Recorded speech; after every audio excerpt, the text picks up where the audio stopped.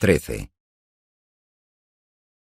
Un día de octubre, cuando la casa de Heller estaba casi terminada, un joven larguirucho que llevaba puesto un mono se salió de un pequeño grupo que estaba contemplando la casa desde la carretera y se acercó a Rourke.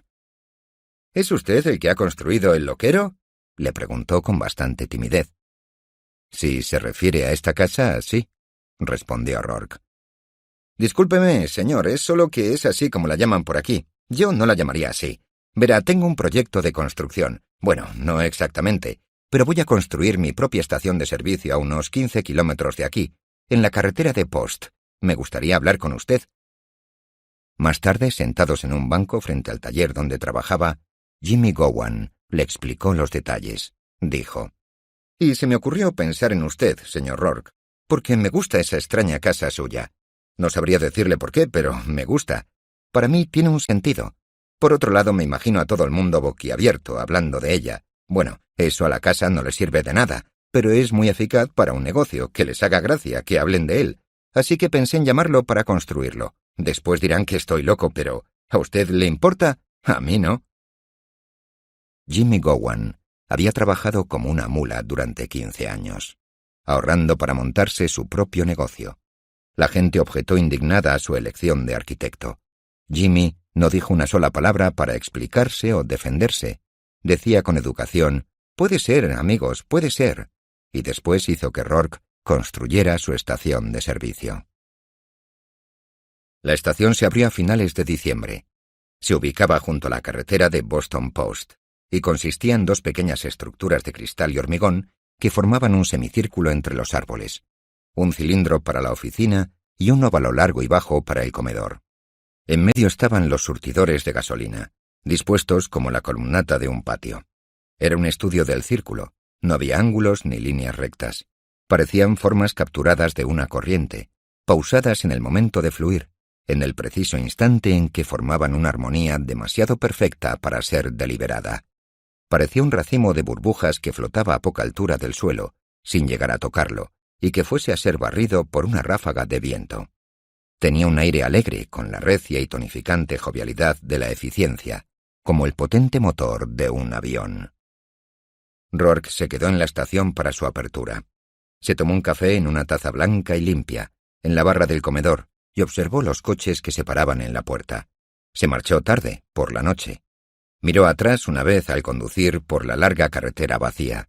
Las luces de la gasolinera parpadeaban, alejándose. Allí estaba, en un cruce de caminos, por donde los coches pasarían a toda velocidad día y noche. Coches que venían de ciudades en las que no había espacio para edificios como ese. Que iban a ciudades en las que no habría edificios como ese. Volvió la vista hacia la carretera ante sí y dejó de mirar al retrovisor, que aún conservaba los suaves puntos de luz que se alejaban a su espalda. Volvió a los meses de ociosidad. Se sentaba en su oficina cada mañana porque sabía que tenía que estar allí, mirando una puerta que nunca se abría, con la mano olvidada sobre un teléfono que nunca sonaba. En los ceniceros que vaciaba a diario antes de irse, no había nada más que las colillas de sus propios cigarrillos. —¿En qué andas, Howard? —le preguntó Austen Heller, cenando una noche. —En nada. —Pero deberías hacer algo. —No tengo nada para hacer. —Debes aprender a tratar con la gente. —No puedo. —¿Por qué? —No sé cómo hacerlo. Nací sin ese sentido especial. —Es algo que se adquiere. —No tengo un órgano para adquirirlo. No sé si es algo que me falta o algo que tengo de más y que me frena. Aparte, no me gusta la gente a la que hay que saber tratar. —Pero ahora no puedes estar quieto sin hacer nada. Tienes que buscarte encargos. ¿Qué le puedo decir a la gente para conseguir encargos? Solo puedo mostrar mi trabajo. Si no atienden a eso, no atenderán a nada de lo que les diga. Para ellos no soy nada, salvo mi trabajo. Mi trabajo es lo único que tenemos en común. Y no me da la gana de decirles nada más. —Entonces, ¿qué vas a hacer? ¿No estás preocupado? —No, contaba con ello. Estoy esperando. —¿A qué? —A mi tipo de gente. —¿Qué tipo de gente es ese? —No lo sé. O sea, sí lo sé, pero no soy capaz de explicarlo. Muchas veces me habría gustado poder hacerlo. Debe de haber un principio que lo abarque, pero no sé cuál es. —¿La honradez? Sí, no, solo en parte. Guy Francon es un hombre honrado, pero no es eso. ¿Valentía? Ralston Holcomb es valiente a su manera. No sé, no soy tan impreciso para otras cosas, pero reconozco a mi tipo de gente por la cara, por algo que hay en su cara. Habrá miles que pasen por delante de tu casa y por la gasolinera. Si de esos miles uno se para y lo ve, no necesito más. Y entonces necesitas a los demás, después de todo, ¿no, Howard? Naturalmente. ¿De qué te ríes? Siempre he pensado que eras el animal más antisocial que jamás haya tenido el placer de conocer. Necesito a los demás para que me den trabajo. No construyo mausoleos. ¿Crees que los necesito de otra manera? ¿De una manera más cercana, más personal? Tú no necesitas a nadie de manera muy personal. No. Ni siquiera te jactas de ello. ¿Debería? No puedes. Eres demasiado arrogante para eso. ¿Es eso lo que soy? ¿No sabes que lo eres? No, no con tanta claridad como tú me ves, o cualquier otro. Heller guardó silencio, y movía la mano en círculos con un cigarrillo. Después se rió y dijo: «Eso ha sido muy propio de ti». ¿El qué? Que no me pidieses que te dijera cómo eres según te veo yo. Cualquier otro lo habría hecho. Lo siento, no era indiferencia. Eres uno de los pocos amigos que quiero conservar. Simplemente no se me ocurrió preguntar. Ya sé que no, y esa es la cuestión. Eres un monstruo egocéntrico, Howard. Más monstruoso aún porque lo eres con absoluta inocencia. Eso es verdad. Deberías mostrar algo de preocupación al admitirlo. ¿Por qué? Mira, hay algo que me choca. Eres el hombre más frío que conozco y no logro entender por qué. Sabiendo que a tu manera eres un desalmado, cuando te veo, siempre siento que eres la persona más vivificante que haya conocido.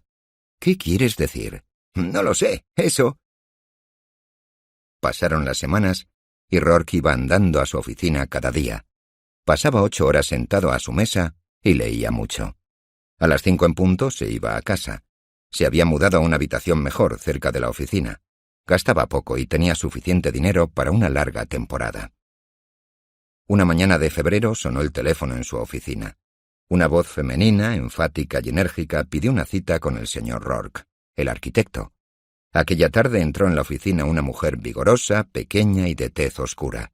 Llevaba un abrigo de bisón y unos exóticos pendientes que tintineaban cuando movía la cabeza. La movía mucho, con pequeñas y abruptas sacudidas, como hacen los pájaros. Era la señora Wayne Wilmot, de Long Island, y quería construir una casa de campo. Había elegido al señor Rourke para construirla porque, según explicó, había diseñado la casa de Austen Heller. Ella adoraba a Austen Heller. Él era, afirmó, un oráculo para todos los que aspiraban mínimamente al título de intelectual progresista. Ella lo pensaba, usted no, y seguía a Heller como una fanática, sí, como una completa fanática. El señor Rourke era muy joven, ¿no? Pero a ella no le importaba. Ella era muy de izquierdas y estaba encantada de ayudar a los jóvenes. Quería una casa grande, tenía 2 hijos y creía en que expresaran su individualidad. ¿Usted no? Cada uno debía contar con su propia habitación y ella tener su biblioteca. Leo para distraerme. Una sala de música, un invernadero. Cultivamos lirios de los valles, mis amigos dicen que es mi flor. Un cuarto de estar para su marido, que confiaba en ella implícitamente y le dejaba planificar la casa, porque se me da tan bien que si no fuese mujer estoy segura de que sería arquitecto. Una habitación para el personal de servicio y todo eso. Un garaje de 3 plazas. Al cabo de 1 hora y media de detalles y explicaciones, dijo: «Y, por supuesto, en cuanto al estilo de la casa, será al estilo Tudor inglés. Adoro el estilo Tudor». Él la miró. Preguntó de forma pausada: «¿Ha visto la casa de Austen Heller?» «No, aunque sí quería verla, pero ¿cómo podría hacerlo? No conozco al señor Heller en persona. Solo soy una admiradora suya, una simple y vulgar admiradora suya. ¿Cómo es en persona? Tendrá que contarme, me muero por saberlo. No, no he visto su casa. Está en algún lugar de Maine, ¿no?» Rourke sacó unas fotografías del cajón de su mesa y se las dio. «Esta es la casa de Heller», dijo. Ella las observó. Su mirada desbordó como una espuma la superficie satinada de las fotografías y las soltó sobre la mesa. «Muy interesante», dijo. «Muy atípica, muy imponente, pero naturalmente eso no es lo que yo quiero. Ese tipo de casa no expresaría mi personalidad. Mis amigos dicen que yo tengo una personalidad isabelina. Con calma y paciencia, él intentó explicarle por qué no debía construir una casa estilo Tudor. Ella lo interrumpió a mitad de una frase. «Vamos a ver, señor Rourke, no pretenderá enseñarme nada, ¿no? Estoy muy segura de tener buen gusto, y sé mucho sobre arquitectura. Hice un curso especial en el club. Mis amigos me dicen que sé mucho más que muchos arquitectos. Estoy muy decidida, y tendré una casa estilo Tudor. Ni me molesto en discutirlo». «Tendrá que buscar a otro arquitecto, señora Wilmot». Ella se quedó mirándolo, incrédula. «¿Quiere decir que rechaza el encargo?» «Sí». «¿Que no quiere mi encargo?» «No». «¿Pero por qué?» «No hago ese tipo de cosas». «Pero pensé que los arquitectos...» «Sí, los arquitectos construirán cualquier cosa que les pida. Cualquier otro arquitecto de la ciudad lo hará». «Pero le di la oportunidad a usted primero». «¿Me haría un favor, señora Wilmot? ¿Podría decirme por qué vino a verme, si lo único que quería era una casa Tudor?» «Bueno, estaba segura de que valoraría la oportunidad, y después pensé que podría decirles a mis amigos que tenía al arquitecto de Austen Heller». Él intentó explicarle y convencerla. Sabía mientras hablaba que era inútil, porque sus palabras sonaban como si dieran contra el vacío. La persona de la señora Wayne no existía. Solo había una cáscara que contenía las opiniones de sus amigos, las postales que había visto, las novelas sobre hacendados de provincias que había leído.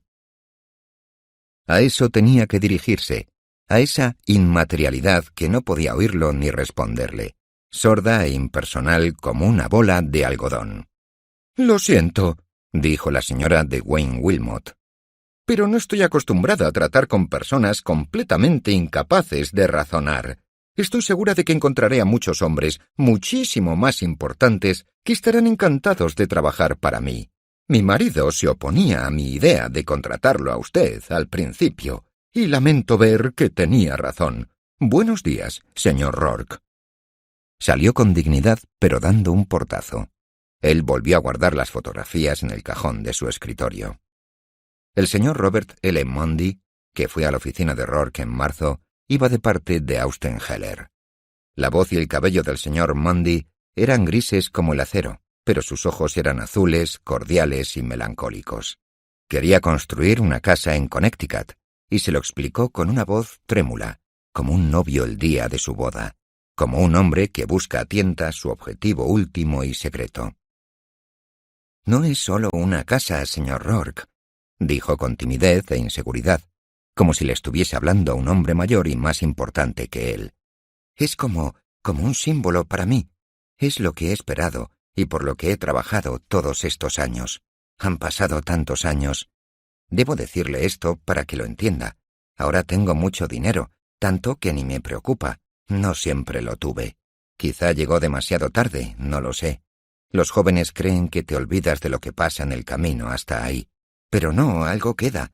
Siempre recordaré cuando era niño, en un pequeño lugar de Georgia, y cómo iba corriendo a hacer los recados para el talabartero, y los chicos se reían cuando pasaban los carruajes y me salpicaban de barro los pantalones.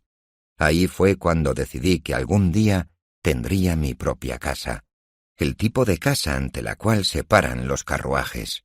A partir de entonces, por muy difíciles que fuesen las cosas a veces, siempre pensé en esa casa, y me ayudaba. Luego hubo años en que me dio miedo. Podría haberla construido, pero me daba miedo.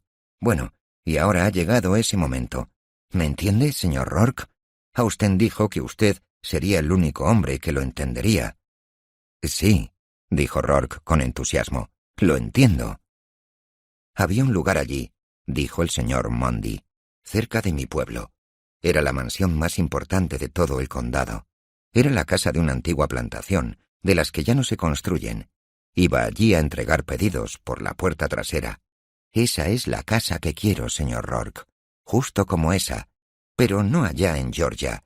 No quiero volver, la quiero aquí en la ciudad. He comprado el terreno. Usted ha de ayudarme a diseñarla, como la finca de Randolph. Plantaremos árboles y matorrales, como los que hay en Georgia, con flores y demás. Buscaremos la manera de conseguir que crezcan. No me importa lo que cueste. Como es natural, ahora tendrá luz eléctrica y garaje, no carruajes. pero quiero que las luces eléctricas tengan forma de vela y que los garajes parezcan establos. Todo tal y como era. Tengo fotos de la casa de Randolph y he comprado algunos de sus viejos muebles». Cuando Rourke empezó a hablar, el señor Mundy escuchó, con un asombro cortés. No parecía molesto por las palabras. No penetraban en él. «¿No lo ve?», estaba diciendo Rourke. «Es un monumento lo que quiere construir, pero no a usted mismo. No a su propia vida o a sus propios logros, sino a otras personas. A la supremacía de ellas sobre usted. Usted no está cuestionando su supremacía. La está inmortalizando. No la rehúye, sino que la erige para siempre. ¿Será feliz si se encierra para el resto de su vida en esa forma prestada? ¿O si se libera por una vez y construye una nueva casa, la suya propia? Usted no quiere la casa de Randolph. Usted quiere lo que representaba. Pero lo que representaba es lo que usted ha combatido toda su vida». El señor Mundy lo escuchaba con la mirada perdida. Y Rourke volvió a sentir una desconcertante decepción ante la irrealidad. No existía la persona del señor Mundy, sino los restos de las personas muertas desde hacía mucho tiempo que habitaron la casa de Randolph. Uno no puede rogarles a unos restos humanos o tratar de convencerlos. «No», dijo el señor Mundy al fin. «No, quizá tenga razón, pero no es lo que quiero en absoluto. No digo que usted no tenga sus razones, que parecen buenas razones, pero a mí me gusta la casa de Randolph». «¿Por qué?». «Porque me gusta, porque eso es lo que me gusta, sin más». Cuando Rourke le dijo que tendría que elegir a otro arquitecto, el señor Mundy dijo para su sorpresa: «Pero a mí me gusta usted. ¿Por qué no puede construírmela? ¿A usted qué más le da?». Rourke no le dio explicaciones. Más tarde, Heller le dijo: «Me lo esperaba, temía que lo rechazaras, no te culpo, Howard. Pero como es tan rico, podría haberte ayudado mucho, y después de todo, tienes que vivir». «No así», dijo Rourke. En abril, el señor Nathaniel Hans, de la empresa inmobiliaria Hans Stuart, llamó a Rourke a su oficina. El señor Hans fue franco y directo. Dijo que su empresa tenía planes de levantar un pequeño edificio de oficinas de 30 pisos en el Bajo Broadway. Y que si bien no le convencía la opción de Rourke como arquitecto, a la que incluso se opuso más o menos, su amigo Austen le había insistido en que lo conociera y comentara el asunto con él. El señor Hans no le dio mucha importancia al tema de Rourke, pero Heller lo acosaba, así que iba a escuchar a Rourke antes de decidirse por nadie. Por lo tanto, ¿qué tenía que decir Rourke sobre el tema? Rourke tenía mucho que decir. Lo dijo con calma, y era difícil, porque quería ese edificio, porque sentía el deseo de sacarle ese edificio al señor Hans a punta de pistola, si lo hubiese tenido. Pero al cabo de unos minutos se hizo simple y fácil. Desapareció la idea de la pistola, e incluso su deseo por el edificio. Ya no quería el encargo, ni estaba ahí para conseguirlo. Solo estaba hablando de edificios. Señor Hans, cuando compra un automóvil, no quiere que tenga guirnaldas rosas en las ventanas, un león en cada guardabarros y un ángel sentado en el techo. ¿Por qué? «Eso sería estúpido», afirmó el señor Hans. ¿Por qué sería estúpido?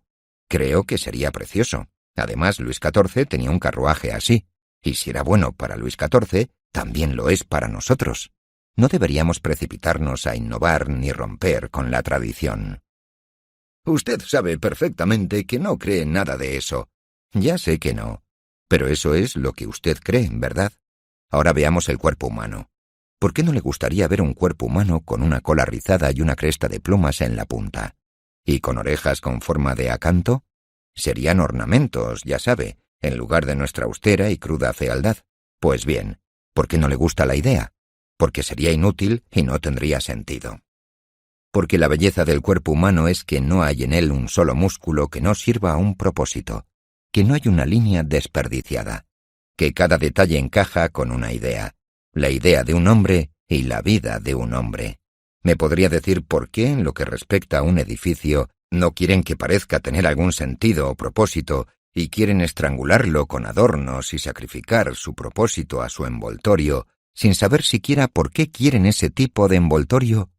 Quieren que parezca una bestia híbrida producida por el cruce de los bastardos de 10 especies diferentes, hasta que obtengan una criatura sin entrañas, ni corazón, ni cerebro. Una criatura que es todo piel, cola, garras y plumas. ¿Por qué? Debe decírmelo, porque nunca he sido capaz de entenderlo. «Vaya», dijo el señor Hans, «nunca lo había visto de ese modo», y añadió con gran convicción, «pero queremos que nuestro edificio tenga dignidad, ya sabe, y belleza, lo que llaman belleza en realidad». ¿Quién llama belleza a qué? Bueno, dígame, señor Hans, ¿de verdad cree que las columnas griegas y las cestas de frutas son bellas o modernas en un edificio para oficinas moderno y de acero? No lo sé, porque nunca he pensado en por qué un edificio es bonito, sea como fuere, confesó el señor Hans. Pero supongo que eso es lo que el público quiere.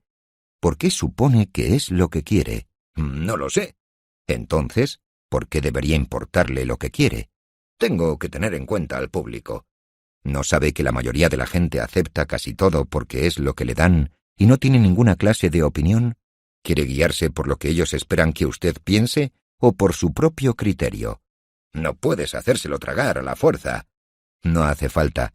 Solo debe tener paciencia, porque la razón está de su parte, y sí, ya sé que es algo que en realidad nadie quiere tener de su parte. Contra usted solo hay una inercia difusa, hinchada y ciega. ¿Por qué cree que no quiero tener la razón de mi parte? No me refiero a usted, señor Hans. Es como piensa la mayoría de la gente. Tienen que asumir riesgos. En todo lo que hacen asumen un riesgo, pero se sienten mucho más seguros cuando lo asumen con algo que saben que es feo, vano y estúpido. Eso es verdad, dijo el señor Hans. Al final de la entrevista, el señor Hans dijo pensativo: «No puedo decir que no tenga sentido, señor Rourke. Déjeme pensarlo. Le diré algo en breve». El señor Hans llamó una semana después. «Es el Consejo de Administración el que tendrá que decidir. ¿Está dispuesto a intentarlo, señor Rourke? Dibuje los planos y algunos bocetos preliminares. Se los presentaré al Consejo. No puedo prometerle nada, pero estoy de su parte y pelearé por ello». Rourke trabajó en los planos durante 2 semanas, noche y día. Se presentaron los planos. Después fue citado por el Consejo de Administración de la inmobiliaria Hans Stuart. Se sentó en un lateral de una larga mesa y habló, dirigiendo lentamente la mirada a cada rostro. Intentó no bajar la mirada a la mesa, pero en la parte inferior de su campo visual había una mancha blanca, sus dibujos extendidos ante los 12 hombres. Le hicieron muchas preguntas. A veces el señor Hans se apresuraba a contestar en su lugar, dando un puñetazo en la mesa y gruñendo: «¿Que no lo ve? ¿No está claro? ¿Qué importa eso, señor Grant? ¿Qué pasa si nadie ha construido jamás algo así? ¿Gótico, señor Hubbard? ¿Por qué debe ser gótico? Dimitiré de muy buena gana si rechazan esto». Rourke habló con tranquilidad. Era el único hombre en la sala que se sentía seguro de sus palabras. Sentía también que no tenía esperanzas. Los 12 semblantes que tenía ante sí eran distintos, pero había algo en todos ellos que no era ni el tono ni un rasgo, un denominador común que disolvía sus expresiones, de modo que ya no eran rostros, sino simples óvalos carnosos y vacíos. Se dirigía a todos y a nadie. No percibió ninguna respuesta, ni siquiera el eco de sus propias palabras al golpear la membrana de sus tímpanos. Sus palabras caían en un pozo, y al caer se chocaban con algunas piedras salientes que se negaban a detenerlas y las alejaban más, lanzándoselas unas a otras, mandándolas a un fondo inexistente. Le dijeron que le informarían de la decisión del Consejo. Sabía de antemano cuál era la decisión. Cuando recibió la carta la leyó sin emoción. «Apreciado señor Rourke, lamento informarle de que nuestro Consejo de Administración se ve incapaz de asignarle el trabajo de...». Había un tono de excusa en la brutal y ofensiva formalidad de la carta, la excusa de un hombre que no podía mirarlo a los ojos. John Fargo empezó siendo vendedor ambulante. A sus 50 años tenía una modesta fortuna y unos prósperos almacenes comerciales en la Baja Sexta Avenida. Durante años había competido con éxito con unos grandes almacenes al otro lado de la calle, una de las muchas heredadas por una familia numerosa. En el otoño anterior, la familia había trasladado esa sucursal concreta a un nuevo barrio de la zona alta. Estaba convencida de que el centro comercial de la ciudad se estaba desplazando hacia el norte, y decidió acelerar el declive de su antiguo barrio dejando la vacante de su vieja tienda, un fúnebre recordatorio y un bochorno para su competencia al otro lado de la calle. John Fargo respondió con el anuncio de que iba a construir una nueva tienda por su cuenta, en el mismo lugar, al lado de sus viejos almacenes comerciales. Una tienda más nueva y elegante que cualquier otra que hubiese visto la ciudad. Declaró que iba a mantener el prestigio de su viejo barrio. Cuando llamó a Rourke a su oficina, Fargo no le habló de decidirse más adelante o pensarse las cosas. Dijo: «Usted es el arquitecto». Estaba sentado con los pies en la mesa. Fumaba en pipa y soltaba las palabras y las bocanadas de humo a la vez. «Le diré qué espacio necesito y cuánto quiero gastar. Si necesita más, dígamelo. El resto se lo dejo a usted. No sé mucho sobre edificios, pero sí sé quién sabe cuando lo tengo delante. Proceda». Fargo había elegido a Rourke porque un día pasó con el coche por la estación de servicio Gowan, y se paró, entró e hizo algunas preguntas. Después de eso sobornó a la cocinera de Heller para que le enseñara la casa cuando él no estaba. Fargo no necesitó más argumentos. A finales de mayo, cuando la mesa de Rourke en la oficina estaba enterrada bajo los bocetos de los almacenes Fargo, recibió otro encargo. El señor Whitford Sanborn, el cliente, tenía un edificio de oficinas que Henry Cameron le construyó muchos años atrás. Cuando el señor Sanborn decidió que necesitaba una nueva casa de campo, no hizo caso a su esposa cuando le sugirió otros arquitectos y escribió a Henry Cameron. Cameron le respondió con una carta de 10 folios. En las primeras 3 líneas le decía que se había jubilado, y el resto trataba sobre Howard Rourke. Rourke nunca se enteró de lo que ponía en esa carta. Sanborn no se la enseñó, y Cameron no se lo contó. Pero Sanborn lo contrató para construir la casa de campo, a pesar de las vehementes objeciones de la señora Sanborn. La señora Sanborn era presidenta de muchas organizaciones benéficas, y esto le había provocado una adicción a la autocracia que ningún otro pasatiempo permitía desarrollar. La señora Sanborn deseaba construir un castillo francés en su nueva finca junto al río Hudson. Deseaba que tuviera un aspecto majestuoso y antiguo, como si hubiese pertenecido siempre a la familia. Por supuesto, la gente sabría que no era así, admitía, pero parecería como si lo fuera. El señor Sanborn firmó el contrato después de que Rourke le hubiese explicado con detalle el tipo de casa que tenía pensada. Lo aceptó enseguida, y ni siquiera quiso esperar a ver los bocetos. «Pero claro que quiero una casa moderna, Fanny», dijo con fastidio el señor Sanborn. «Te lo dije hace mucho, eso es lo que Cameron habría diseñado». «¿Pero qué demonios significa ahora el nombre de Cameron?», preguntó. «No lo sé, Fanny, solo sé que no hay ningún edificio en Nueva York como el que me hizo él». Siguieron discutiendo muchas largas noches en el oscuro, cargado y pulido esplendor de la caoba del salón victoriano de los Sanborn. El señor Sanborn flaqueaba. Rourke le preguntó, y levantó el brazo para referirse a la habitación que los rodeaba. «Pero, ¿es que es esto lo que quiere?» «Bueno, si va a ser impertinente», empezó a decir la señora Sanborn. Pero entonces el señor Sanborn estalló. «Por Dios, Fanny, tiene razón. Esto es justo lo que no quiero. Esto es justo de lo que estoy harto». Rourke no vio a nadie hasta que no tuvo listos los bocetos. La casa, de piedra rústica con grandes ventanas y muchas terrazas, se erguía en los jardines junto al río, y era tan espaciosa como la extensión de las aguas y tan abierta como los jardines, y uno tenía que seguir con atención sus contornos para averiguar qué punto exacto la unía a la superficie de los jardines por la gradualidad de la elevación de sus terrazas y rampas y la pura realidad de sus muros. Parecía que los árboles fluyeran hacia la casa y la atravesaran, que la casa no era una barrera contra la luz del sol, sino un cuenco que la recogía, que la concentraba en un resplandor más claro que el del exterior. El señor Sanborn fue el primero que vio los bocetos. Los observó con detenimiento y después dijo: «Yo no sé qué decir, señor Rourke. Es magnífico. Cameron tenía razón sobre usted». Después de que otras personas hubiesen visto los bocetos, el señor Sanborn ya no estaba tan seguro. La señora Sanborn dijo que la casa era espantosa, y se reanudaron las largas noches de discusión.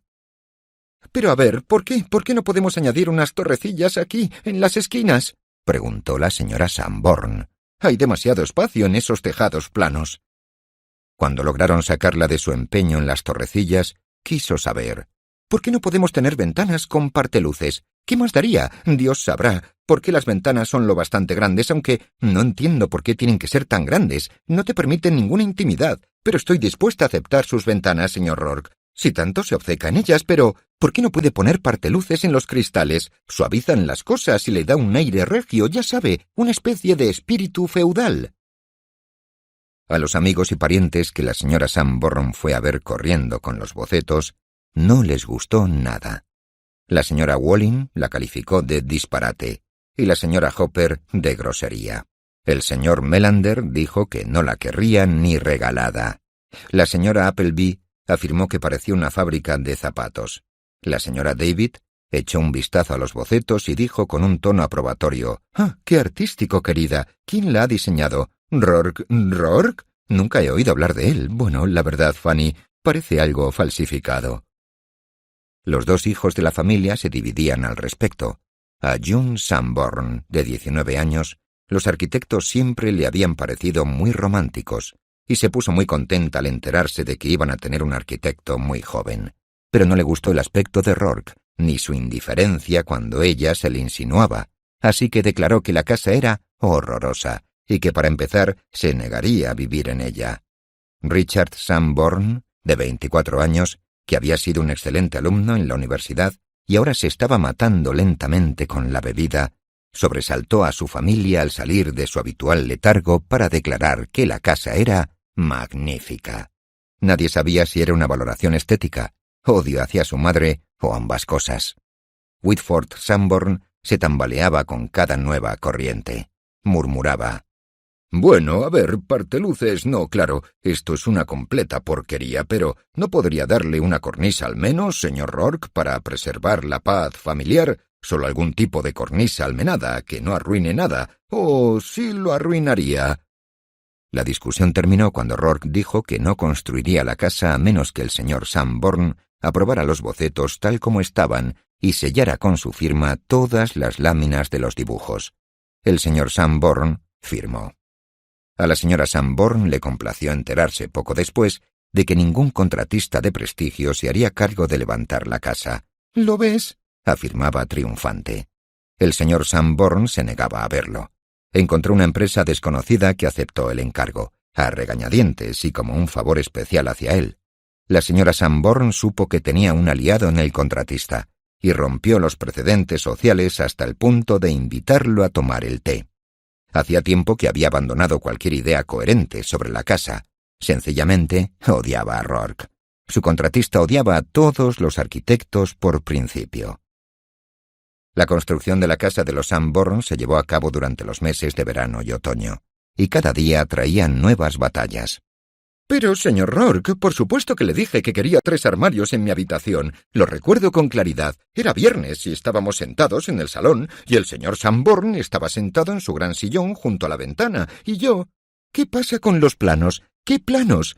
¿Acaso espera que yo entienda los planos? La tía Rosalie dice que de ningún modo puede subir una escalera circular, señor Rourke. ¿Qué vamos a hacer? ¿Elegir invitados que se ajusten a la casa? El señor Halbert dice que ese tipo de techo no se sostendrá. Oh, sí, el señor Halbert sabe mucho de arquitectura. Ha pasado 2 veranos en Venecia. June, la pobrecita, dice que su habitación será tan oscura como un sótano.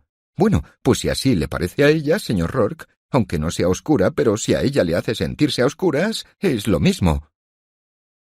Rourke pasaba las noches en vela, rehaciendo los planos para las modificaciones que no podía evitar. Eso suponía dedicar días enteros a demoler suelos, escaleras y tabiques que ya había construido. Suponía añadidos que se acumulaban en el presupuesto del constructor.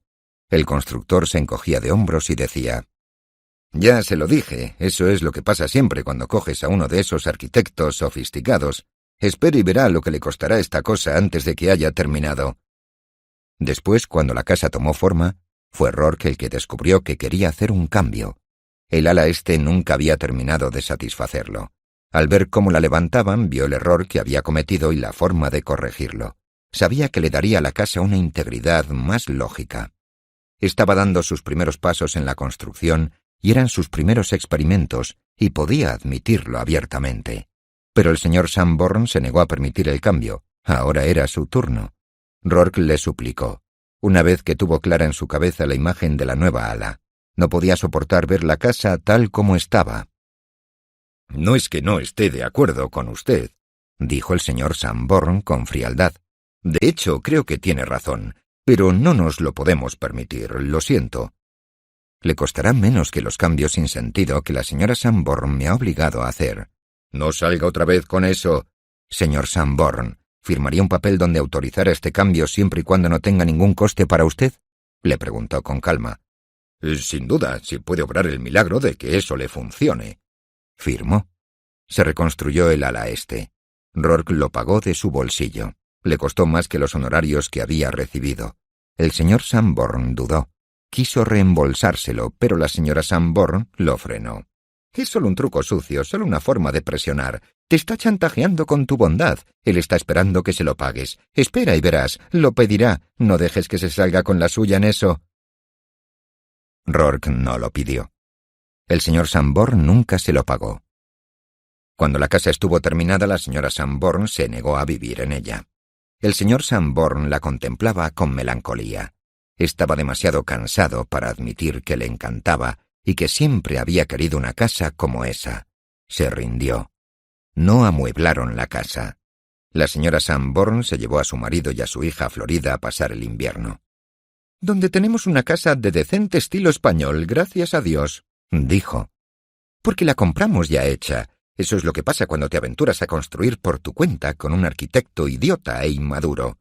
Su hijo, para asombro de todos, mostró un repentino arranque de voluntad salvaje. Se negó a ir a Florida. Le gustaba la casa nueva y no viviría en ninguna otra parte. Así que se amueblaron 3 habitaciones para él. La familia se marchó y se mudó él solo a la casa junto al Hudson. Por la noche se podía divisar desde el río un único rectángulo amarillo, pequeño y perdido entre las ventanas de la inmensa casa muerta. El boletín de la Asociación de Arquitectos de Estados Unidos incluyó una breve nota. Nos informan de un curioso incidente que resultaría cómico si no fuese deplorable, sobre una casa construida hace poco para el señor Whitford Sanborn, conocido empresario industrial. La casa, proyectada por un tal Howard Rourke, y con un coste de construcción superior a los $100,000, le pareció inhabitable a la familia. La casa abandonada queda ahora como elocuente testimonio de la incompetencia profesional.